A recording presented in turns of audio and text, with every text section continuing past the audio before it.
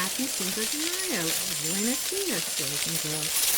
That's as good as my Spanish gets, I'm afraid. But we're celebrating the 5th of May, a Mexican celebration, but celebrated actually more in America than in Mexico.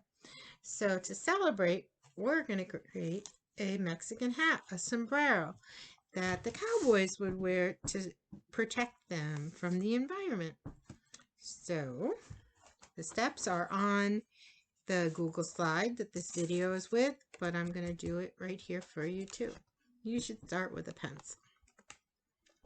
So step 1, I'm going to draw a line. Then I'm going to bring the line up and up, so that's step 2, kind of like a big smile. And I'm going to go from one side to the other. Kind of looks like a canoe, right? Let's see if I can't turn this around. There you go. A big funny smile. And then I'm going to come up, up, up, and down, down, down. You could stop there, but if you wanted to have a little more dimension, you would come from behind and stop, and from behind and stop. And then on the Google Slide presentation, you're going to see choices of flowers and different kinds of border lines. You don't have to make a flower on your sombrero, but if you want to, this is a good place to right here for it.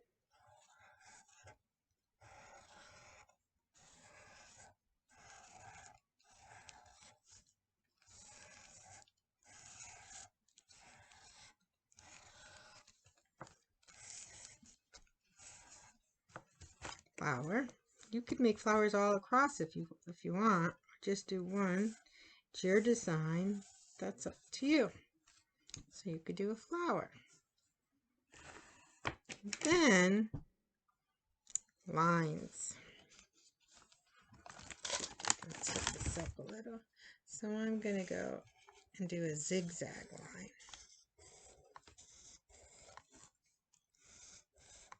And so when I get here, the flower's in the way, so you just see it from behind. You could add shape, so maybe there's little pom-poms on the zigzag line. You don't have to do this exact design. There's lots of choices that you can look through and create. Then along the bottom here, I can do another kind of line.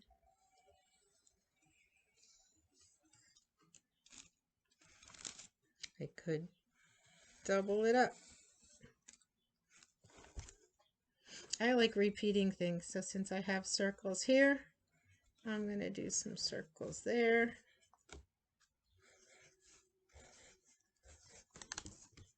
So I've got that all decorated, and then I can use line again.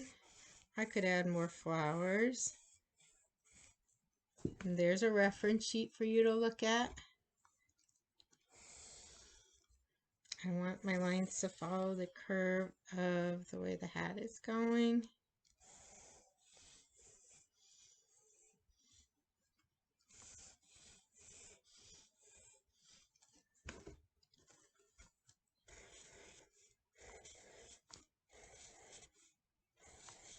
You only get part of that there.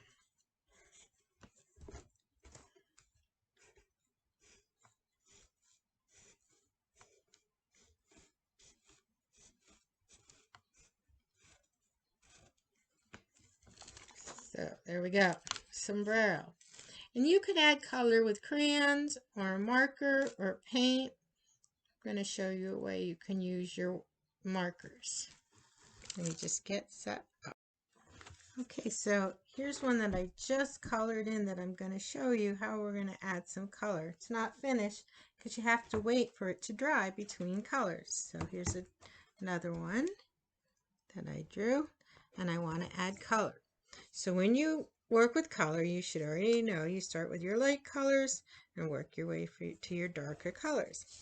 And we're not going to color it in, we're going to outline where we want the color to be. So I want orange there, so I'm outlining there. I want orange here, I'm outlining there. I want orange in here, and then here.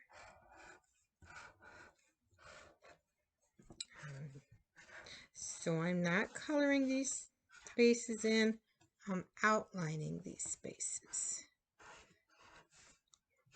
Right up to what would be your pencil line, or if you have a Sharpie, your Sharpie line. But don't do it with a black marker. Black should be last. If you don't have a Sharpie, do it with pencil. Getting spaces. If it's a big space, you could add a little more. Outline.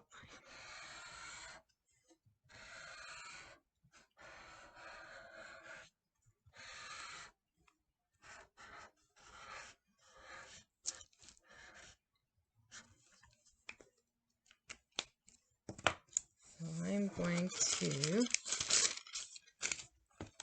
get it from this step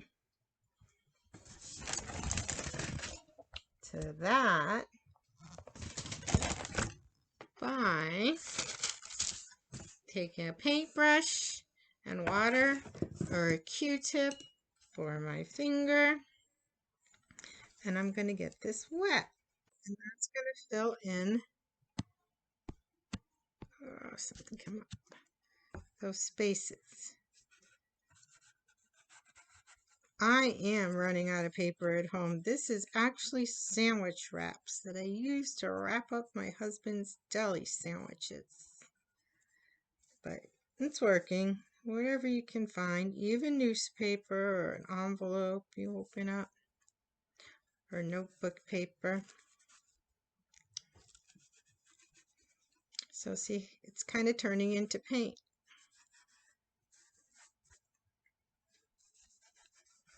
You got to use washable markers. And if you don't have it, you can leave your hat black and white or in pencil, or you could color in with crayons. So you need to let this dry before you go on to the next color. You could try blotting it a little with a paper towel. I might blot it with a piece of paper. I do have a lot of notebook paper. Let's see what this does. Maybe I'll get a monoprint. It's a whole nother lesson. Yeah, it dries it up, but the color kind of goes a little away. So this one's been drying for a while. I'm going to grab behind me.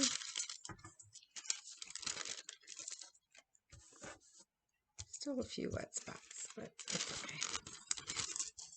So I don't have every marker color I want. I have more crayon colors, so I took a crayon to color in my flower, which you can do. And then the next color I want is going to be red. Same color family. I'm going to outline. Ooh, we're out of lines. So I'm not coloring it in. I'm outlining right up to the shape where I want red. Maybe these dots. And if it's too tiny to outline, then just go ahead and fill it in. And then I'm going to get it wet.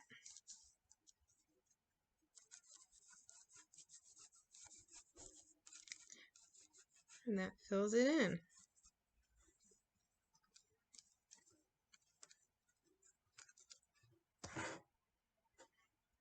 Next color I want to use is green and blue. So I'm going to let this dry for a while, and I'll be back in a bit.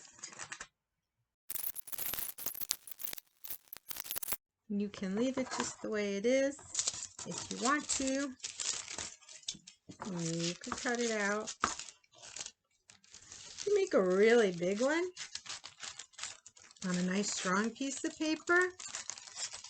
and cut it out. Maybe you could put a band around it, and then you could put it on your head. I don't have any big strong paper. That's okay. Still fun to make. It's not necessarily what it looks like.